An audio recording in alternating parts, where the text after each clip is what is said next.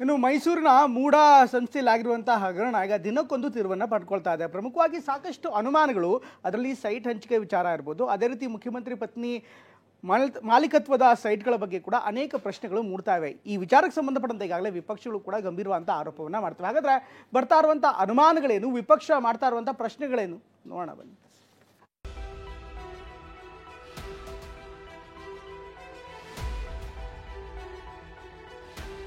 ನಮ್ ಜಮೀನನ್ನ ಸೈಟ್ ಮಾಡಿ ಹಂಚ್ಬಿಟ್ರು.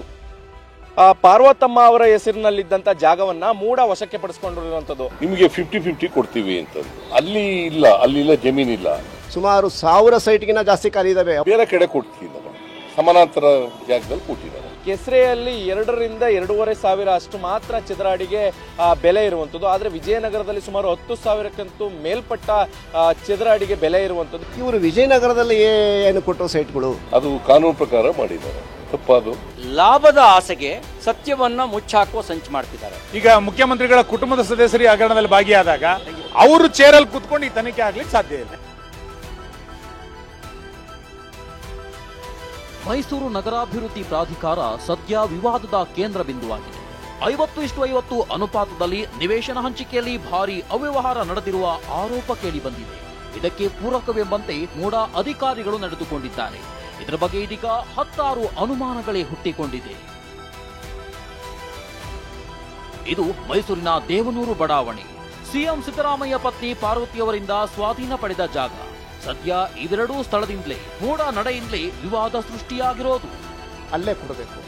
ಆ ಬಡಾವಣೆಯಲ್ಲಿ ಜಾಗ ಖಾಲಿ ಇಲ್ಲ ಅಂದರೆ ಸಮಾನಾಂತರ ಬಡಾವಣೆಯಲ್ಲಿ ಅಥವಾ ನಂತರ ಡೆವಲಪ್ ಮಾಡಿದ ಬಡಾವಣೆಯಲ್ಲಿ ಕೊಡಬೇಕು ಅಂತ ಕಾನೂನು.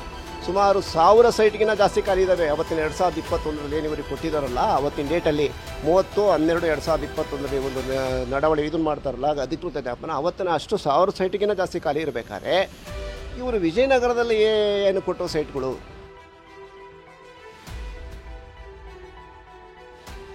ಸರ್ಕಾರ 2015ರಲ್ಲಿ 50:50 ಅನುಪಾತದ ತಿದ್ದುಪಡಿ ಮಾಡಿತ್ತು.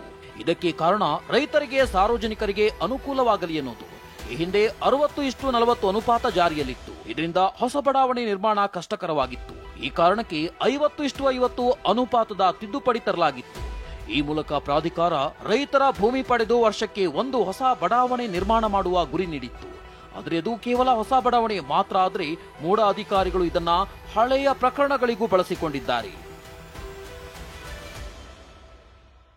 2015ರ ತಿದ್ದುಪಡಿಯಲ್ಲಿ ಹೊಸ ಬಡಾವಣೆಗೆ 50:50 ಅನುಪಾತ ಅಂತ ತಿಳಿಸಲಾಗಿತ್ತು. ಈ ಹಿನ್ನೆಲೆಯಲ್ಲಿ 2020ರಲ್ಲಿ ನಟೇಶ್ ಮೂಡ ಆಯುಕ್ತರಾಗಿದ್ದಾಗ ಹೊಸ ರೆಸಲ್ಯೂಷನ್ ಮಾಡಿ ಸಿಎಂ ಸಿದ್ದರಾಮಯ್ಯ ಪತ್ನಿ ಪಾರ್ವತಿ ಸೇರಿದಂತೆ ಸಾಕಷ್ಟು ಜನರಿಗೆ ಹಳೆಯ ಪ್ರಕರಣಗಳಿಗೆ 50:50 ಅನುಪಾತದಲ್ಲಿ ಭೂಮಿ ನೀಡಲಾಗಿತ್ತು. ಆದರೆ 2023ರಲ್ಲಿ ನಗರಾಭಿವೃದ್ಧಿ ಇಲಾಖೆ ಅಧೀನ ಕಾರ್ಯದರ್ಶಿ ಅವರೇ ಖುದ್ದಾಗಿ ಇದು ನಿಯಮ ಬಾಹಿರವಾಗಿ ಮಾಡಲಾಗಿದೆ ಅಂತ 2020ರ ನಿರ್ಣಯವನ್ನೇ ರದ್ದುಪಡಿಸಿದ್ದಾರೆ. ಆದರೂ ಮೂಡ ಅಧಿಕಾರಿಗಳು ಮಾತ್ರ ಈ ಆದೇಶವನ್ನು ಪರಿಗಣಿಸದೆ 50:50 ಅನುಪಾತದ ಭೂಮಿ ಹಂಚಿಕೆ ಮುಂದುವರಿಸಿದ್ದಾರೆ.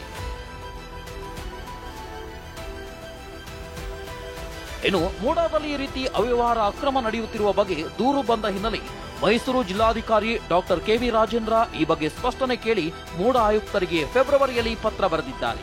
ಆದರೆ ಆ ಪತ್ರಕ್ಕೆ ಆಯುಕ್ತರು ಯಾವುದೇ ಉತ್ತರ ನೀಡಿಲ್ಲ. ತದನಂತರ ಸರ್ಕಾರಕ್ಕೆ ಪತ್ರ ಬರೆದಿದ್ದಾರೆ. ಮತ್ತೆ ಮೂಡಾಗೆ ಪತ್ರ ಬರೆದಿದ್ದಾರೆ. ಒಂದಲ್ಲ ಎರಡಲ್ಲ 15 ಪತ್ರ ಬರೆದರೂ ಯಾವುದೇ ಉತ್ತರ ಸಿಕ್ಕಿಲ್ಲ. ಸರ್ಕಾರಿ ಆದೇಶಗಳಿಗೆ ಆಗಲಿ ಯಾವುದಕ್ಕೂ ಕೌಡೆ ಕಾಸಿನ ಕಿಮ್ಮತ್ತು ಇಲ್ಲ, ಎಗ್ಗಿಲ್ಲದೆ ನಡೆದಿದೆ. ಇದು ಸರ್ಕಾರದ ಗಮನಕ್ಕೂ ಗೊತ್ತಿದೆ. ಸರ್ಕಾರಕ್ಕೆ ವರದಿನೂ ಕೊಟ್ಟಿದ್ದಾರೆ ಜಿಲ್ಲಾಧಿಕಾರಿ. ಆ ವರದಿನೂ ಸಹ ಇಂಪ್ಲಿಮೆಂಟ್ ಮಾಡಲಿಲ್ಲ. ಯಾರ ವಿರುದ್ಧ ಕ್ರಮನೂ ತಗೊಳ್ಳಿಲ್ಲ. ಎಲ್ಲರದು ಸಿದ್ದರಾಮಯ್ಯವ್ರದಿರ್ಬೋದು, ಪಾರ್ವತಿಯವ್ರದಿರ್ಬೋದು, ಎಲ್ಲರದು ಇಲ್ಲಿಗಲ್ಲೇ ಆಯ್ತಲ್ಲ. ಇನ್ನು ಮುಂದೆ ಸಚಿವರು ಹಾಗೂ ಸಿಎಂ ಬುಡಕ್ಕೂ ಮೂಡ ಹಗರಣ ಬರುತ್ತೆ ಅಂತ ಬಿಜೆಪಿ ರಾಜ್ಯಾಧ್ಯಕ್ಷ ವಿಜಯೇಂದ್ರ ಗುಡುಗಿದ್ರು. ಯಾಕೆ ಅಧಿಕಾರಿಗಳು ಸಸ್ಪೆಂಡ್ ಮಾಡಿಲ್ಲ? ಇವ್ರ ಬುಡಕ್ಕೆ ಬರುತ್ತೆ, ಸಚಿವರ ಬುಡಕ್ಕೂ ಬರುತ್ತೆ, ಮುಖ್ಯಮಂತ್ರಿಗಳ ಬುಡಕ್ಕೂ ಬರ್ತದೆ. ಅಷ್ಟು ದೊಡ್ಡ ಭ್ರಷ್ಟಾಚಾರ ನಡೆದಿದೆ.